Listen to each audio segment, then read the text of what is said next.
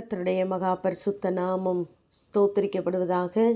ஏசாயா 26 அதிகாரம் 9 என் ஆத்துமா இரவிலே உம்மை வாஞ்சிக்கிறது, எனக்குள் இருக்கிற என் ஆவியால் அதிகாலையிலும் உம்மை தேடுகிறேன் என்று நாம் வாசிக்கிறோம். இந்த வசனத்தை வாசிக்கும் பொழுதோ கேட்கும் பொழுதோ நமக்குள் உண்டாகிற அந்த சந்தோஷமே, நம்முடைய ஆத்துமா எத்தனையாய் தேவனை வாஞ்சிக்கிறது, எப்படி தேடுகிறது என்பதை நாம் அறிந்து கொள்ளலாம். ஏனென்றால் நம்முடைய ஆத்துமா எதை வாஞ்சிக்கிறதோ அதை தான் நாம் தேடுவோம்.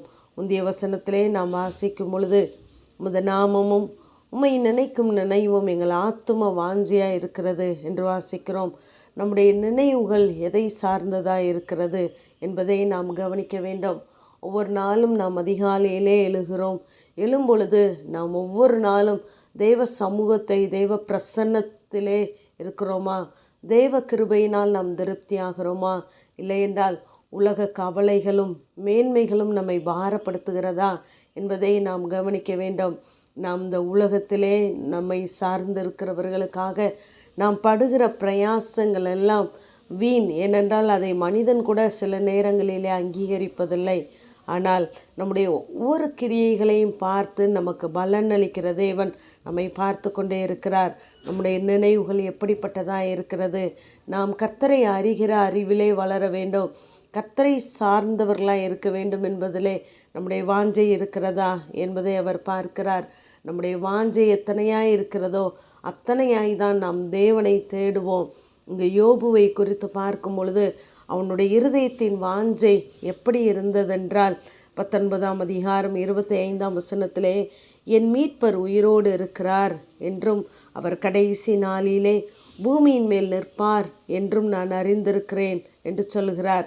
எப்படிப்பட்ட சூழ்நிலையின் மத்தியிலே இந்த வார்த்தையை அறிக்கையிடுகிறார் என்றால், இந்த என் தோல் முதலானவை அழுகி போன பின்பும் நான் என் மாம்சத்திலிருந்து தேவனை பார்ப்பேன், அவரை நானே பார்ப்பேன், அந்நிய கண்கள் அல்ல என் கண்களே அவரை காணும், இந்த வாஞ்சையால் என் உள்ளிந்திரியங்கள் எனக்குள் சோர்ந்து போகிறது என்று எழுதுகிறார்.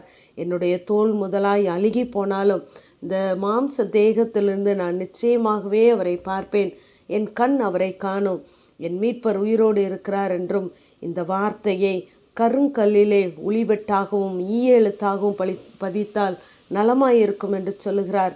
அத்தனையாய் அவருடைய இருதயம் தேவனை வாஞ்சித்தது. அவருடைய சரீரத்தினால் முடியாவிட்டாலும் அவருடைய இருதயம் தேவனை சார்ந்ததாகவே இருந்தது. அதனால்தான் யோபுவுக்கு 42 அதிகாரத்தை தேவன் வைத்திருந்தார். நம்முடைய வாழ்க்கையிலும் எல்லா சூழ்நிலைகளின் மத்தியிலும் நாம் தேவனுடைய வார்த்தையை நாம் சார்ந்திருக்கிறவர்களாய், அவைகளின் மேலே வாஞ்சியுள்ளவர்களாய் இருக்க வேண்டும். என் ஆத்துமா ஜீவனுள்ள தேவன் மேல் வாஞ்சியாக இருக்கிறது என்று சங்கீதக்காரனாகிய தாவீது கூறுகிறார். ஏனென்றால் வாஞ்சை நிறைவேற்றுவதுதான் ஆத்துமாவுக்கு இனிது. ஆகவே நாம் தேவனுடைய வார்த்தையை கேட்பதிலே, அதை தியானிப்பதிலே, அவரை தேடுவதிலே நாம் வாஞ்சியாக இருப்போமானால் நம்முடைய காது அவருடைய வார்த்தையை கேட்க துடிக்கும், நம்முடைய வாய் அவருடைய வார்த்தையை பேச துடிக்கும், நம் கை அவருக்கு பிரியமானதை செய்யும், நம்முடைய கால்கள் அவர் நியமித்த பாதையிலே ஓடும். ஆகவே கர்த்தருடைய சமூகத்தை நாம் வாஞ்சிப்போம். என் ஆத்துமா கர்த்தருடைய ஆலய பிரகாரங்களின் மேல் வாஞ்சியும் தவனவுமாய் இருக்கிறது என்று சொல்கிறார். ஆகவே இந்த இருதயத்தை நாம் தேவ சமூகத்திலே அர்ப்பணிப்போம். சுத்த இருதயத்தை என்னிலே சிருஷ்டியும் என்று. இஸ்மவேலுக்கு வாஞ்சியாய் இருந்தது தண்ணீர் தான். ஆனால் ஈசாக்கு தேடினதும் அவனது வாஞ்சையும் ஆட்டுக்குட்டியாகவே இருந்தது. நாம் இந்த உலகத்தின் காரியங்களின் மேலே பற்றுதலாய் இருப்பதை விட்டுவிட்டு, அதன் மேல் இருக்கிற நினைவுகளை விட்டுவிட்டு தேவனுடைய சமூகத்திற்கு நேராய் வருவோம். தேவனை வாஞ்சிப்போம், தேவனுடைய வார்த்தையை வாஞ்சிப்போம்.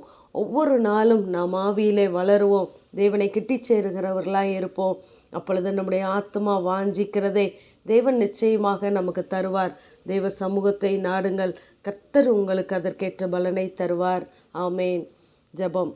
பிதாவாகிய தேவனே, குமாரனாகிய இயேசு கிறிஸ்துவின் நாமத்தின் மூலமாய் உம்முடைய சன்னிதானத்தில் வருகிறேன்.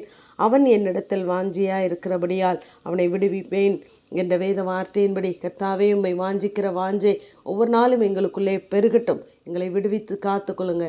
இயேசுவின் மூலம் ஜெபங்க எங்கள் நல்ல பிதாவே. ஆமேன்.